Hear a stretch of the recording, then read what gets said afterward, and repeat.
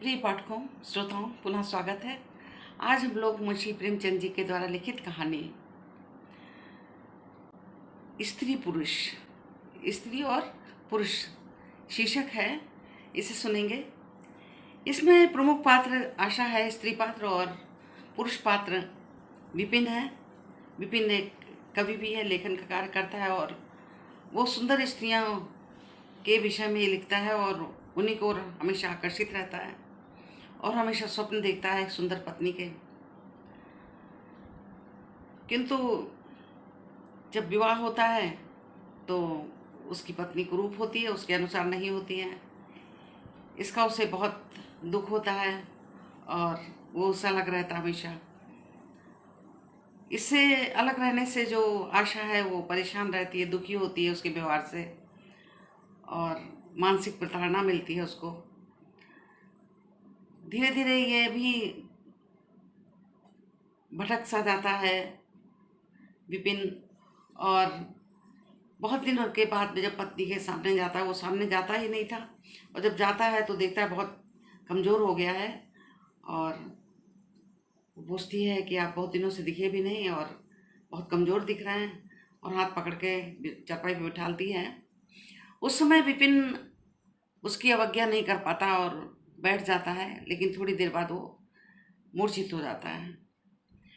ये मूर्छित होना उसका पक्षाघात हो जाता है उसको, जिसको फालिस बोलते हैं।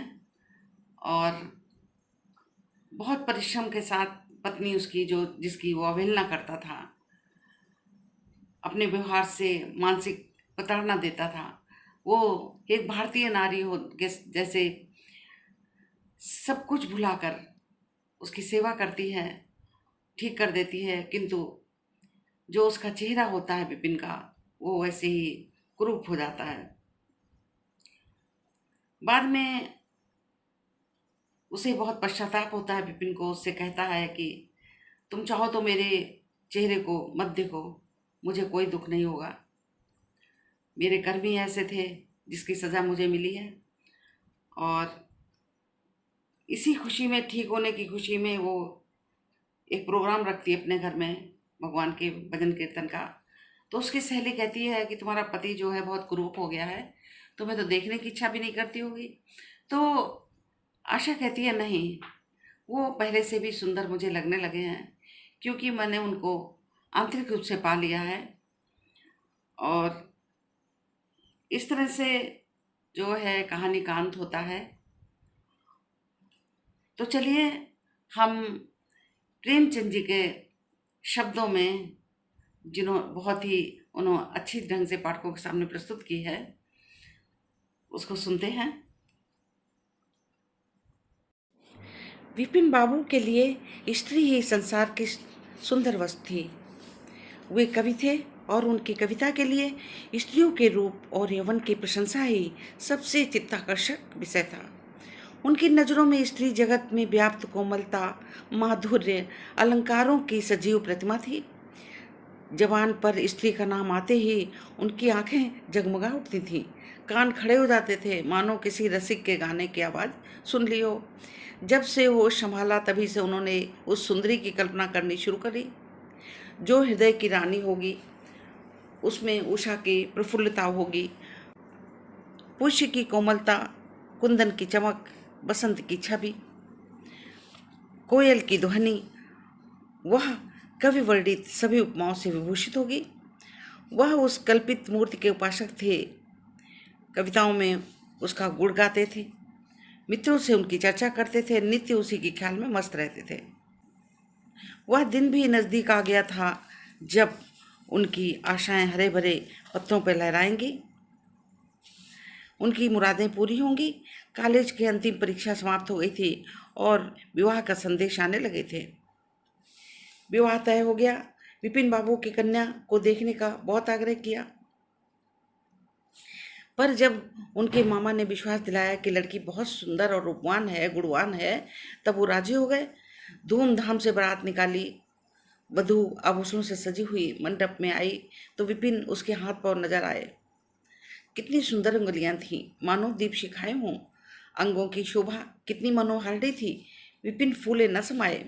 दूसरे दिन वधू विदा हुई तो उनके दर्शनों के लिए इतने अधीर हुए कि जैसे ही रास्ते में कहारों ने पालकी नीचे रखकर हाथ मुंह धोना शुरू किया, विपिन बाबू चुपके से वधू के पास पहुंचे। वह घूंघट हटाए पालकी से सिर निकाले बाहर झांक रही थी।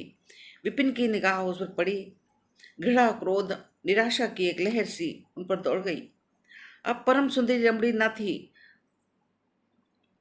जिसकी उन्होंने कल्पना की थी। यह एक चौड़े मुंह, चपटी नाक, फूले हुए गाल वाली कुरूपा स्त्री थी। उसे देखकर विपिन का उत्साह ठंडा पड़ गया। हाँ, इसे मेरे ही गले पड़ना था। क्या इसके लिए समस्त संसार में और कोई नहीं मिला था? उन्हें अपने मामा पर बड़ा क्रोध आया, जिसने वधू की तारीफों के पुल बांधे थे। जब कहारों ने हाथ मुंह धोकर फिर पालकी उठाई तो विपिन ने मन में सोचा, इस स्त्री के साथ कैसे बोलूंगा, कैसे इसके साथ जीवन बिताऊंगा। इसकी ओर तो ताकने से ही बिगड़ा होती है। ऐसी कुरूपा स्त्रियां भी संसार में हैं, इसका मुझे अब तक पता ना था। क्या मुंह से ईश्वर ने बनाया है, क्या आंखें हैं।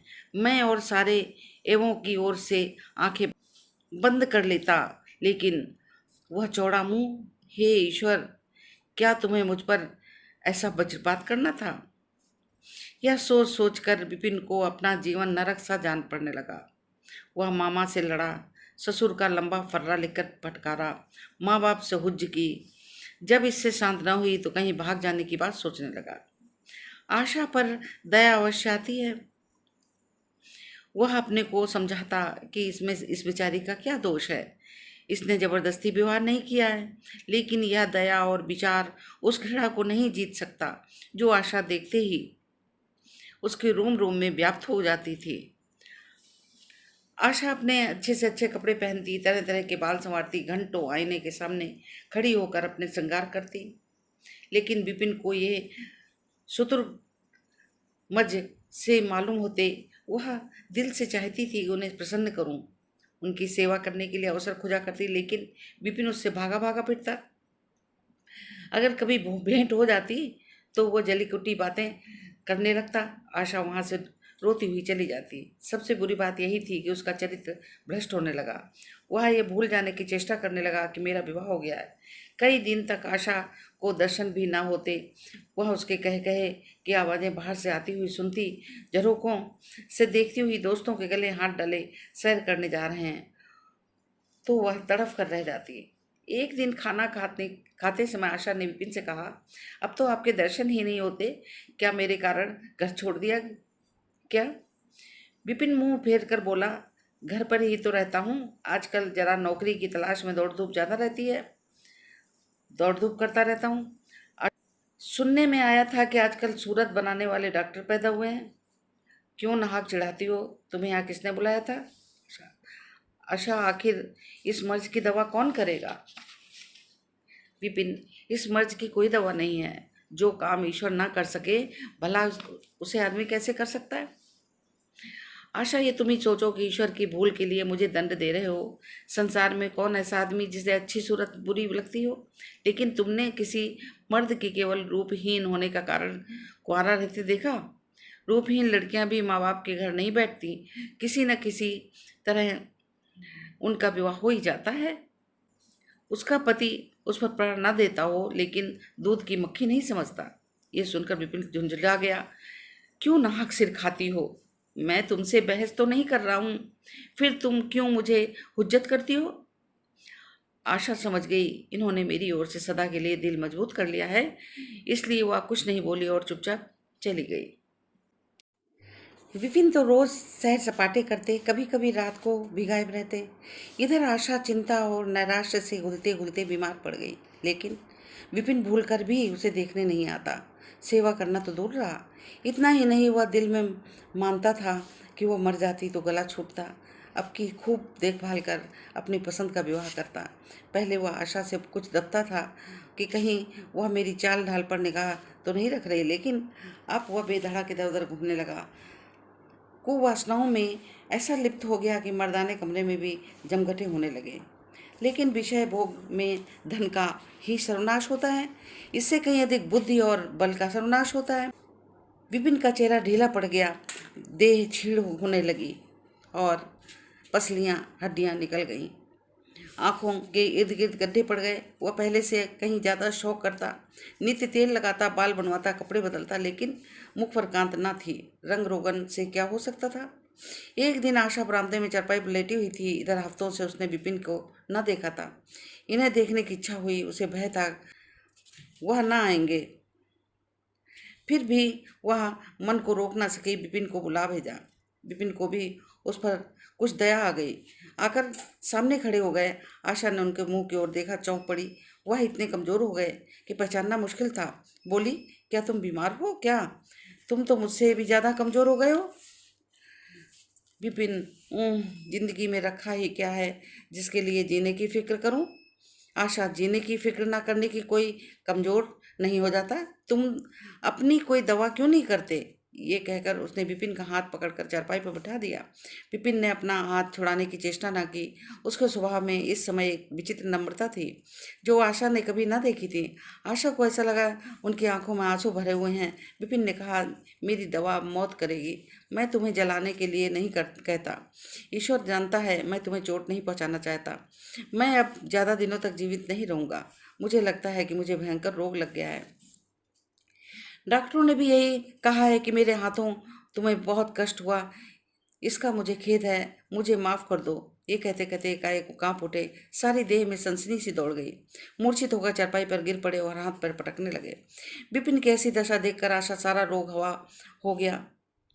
वह महीनों से बिस्तर न छोड़ सकी थी, लेकिन इस समय उसके शिथिल अंगों में विचित्र स्फूर्ति आ गई। उसने तेजी से उठकर विपिन को अच्छी तरह लिटा दिया। उसके मुंह पर पानी की छींटें दी। कुछ देर उसे होश आया। शाम होते होते मुंह टेढ़ा हो गया और बायां अंग शून्य पड़ गया। हिलना तो दूर रहा, मुंह से बात निकलना भी मुश्किल हो गया। यह मूर्छा न थी, फालिज था। फालिज एक ऐसा भयंकर रोग है जिसमें रोगी सेवा करना कोई आसान काम नहीं। उस पर आशा महीनों से बीमार थी, लेकिन इस रोग के सामने वह अपना रोग भूल गई। 15 दिन तक विपिन की हालत बहुत नाजुक रही। आशा दिन रात उनकी सेवा करने में लगी रहती। उनके लिए पथ्य बनाना, उन्हें गोद में संभाल कर दवा पिलाना, उनके जरा जरा से इशारे को समझाना, इसी जैसी धैर्यशील स्त्री का काम था। अपना सिर दर्द से फटा करता, ज्वर से देह तपा करती, लेकिन उसकी उसे जरा भी परवाह न थी। 15 दिन बाद विपिन की हालत में कुछ सुधार आया। इसका दाहिना पैर लूंज पड़ गया था, लेकिन तोतली भाषा में कुछ बोलने लगे थे। सबसे बुरी गति उनके सुंदर मुख की हुई। वह इतना टेढ़ा हो गया था जैसे कोई रबड़ के खिलौने को खींच कर बड़ा कर दे। बैटरी की मदद से जरा देर के लिए बैठ या खड़े तो हो जाते, लेकिन चलने फिरने की ताकत उसमें ना रही थी। एक दिन लेटे लेटे न जाने उन्हें क्या ख्याल आया। आईना उठाकर अपना चेहरा देखने लगे। ऐसा कुरूप आदमी उन्होंने कभी न देखा था। आहिस्ता से बोले, आशा, ईश्वर ने मुझे गुरूर की सजा दी है। वास्तव में ये इसी का बदला, बुराई का बदला है जो मैंने तुम्हारे साथ की। अब तुम अगर मेरा टेढ़ा मुंह देखकर मुंह फेर लो तो मुझे जरा भी शिकायत न होगी। मैं चाहता हूँ कि तुम मुझसे उस व्यवहार का बदला लो जो मैंने तुम्हारे साथ किए हैं। आशा बड़े कोमल भाव की थी। ऐसा मत कहो, मैं तो आपको अब भी उसी निगाह से देखती हूँ। मुझे तो आप में कोई अंतर दिखाई नहीं देता। विपिन ने कहा, वाह, बंदर का मुंह हो गया हूँ और तुम कहती हो कोई अंतर नहीं। मैं तो अब कभी बाहर नहीं निकल सकता। ईश्वर ने मुझे सचमुच दंड दिया है। बहुत प्रयत्न किए गए, लेकिन विपिन का मुंह सीधा नहीं हुआ। मुख का बाया भाग इतना टेढ़ा हो गया कि चेहरा देखकर डर मालूम होने लगा। लेकिन हाँ, पैरों ने इतनी शक्ति आ गई कि अब वो चलने फिरने लगे। आशा ने पति की बीमारी में देवी की मनौती की। आज उसी की पूजा का उत्सव था। मोहल्ले में स्त्रियां बनाव श्रृंगार किए जमा थी। गाना बजाना हो रहा था। एक सहेली ने पूछा, क्यों आशा, अब तो तुम्हें उनका मुंह जरा भी अच्छा न लगता होगा? आशा ने गंभीर होकर कहा, मुझे वे पहले से भी कहीं अच्छे लगते हैं। सहेली बोली, चल झूठी कहेंगी। आशा ने कहा, नहीं, मैं सचमुच कह रही हूँ। रूप के बदले मुझे उनकी आत्मा मिल गई जो रूप से कहीं बढ़कर है। विपिन कमरे में बैठे थे। उनके साथ उनके कई मित्र भी बैठे थे। कमरे में एक खिड़की थी, आंगन में खुलती थी। इस समय वो बंद थी। एक मित्र ने चुपके से उसे खोल दिया और शीशे में झांक कर विपिन से कहा, आज तो तुम्हारे यहाँ परियों की जमघट लगा हुआ है। विपिन विपिन बोला, बंद करो यार। मित्र ने कहा, अरे देखो कैसी कैसी सूरतें हैं, तुम्हें तो इन सब में कौन अच्छी लगती है। विपिन ने नजरें उठाकर कहा, मुझे तो सबसे अच्छी वही लगती है जो थाल में फूल रख रही है। मित्र बोला, अरे वाह, क्या निगाहें हैं तुम्हारी, क्या सूरत के साथ निगाह भी बदल गई क्या? मुझे भी सबसे बदसूरत लगती है वो। विपिन बोला, अरे भाई, तुम्हें इसलिए बदसूरत लग रही है कि वो तुम उसकी सूरत देखते हो और उसकी आत्मा को नहीं देखते। मैं उसकी आत्मा देखता हूँ। मित्र ने कहा, अच्छा, तो यही मिसेस विपिन है? विपिन बोला, जी हाँ, यह वही देवी है। तो श्रोताओं, इस तरह के कहानी का अंत होता है। तो मनुष्य के कर्मों का फल कहते हैं इसी जन्म में मिल जाता है। अहंकार मनुष्य को हमेशा नीचे गिराता है, वो कभी उन्नति नहीं कर सकता है। इस तरह से कहानी अनेक उद्देश्य लेकर के पाठकों के सामने प्रस्तुत की गई। धन्यवाद।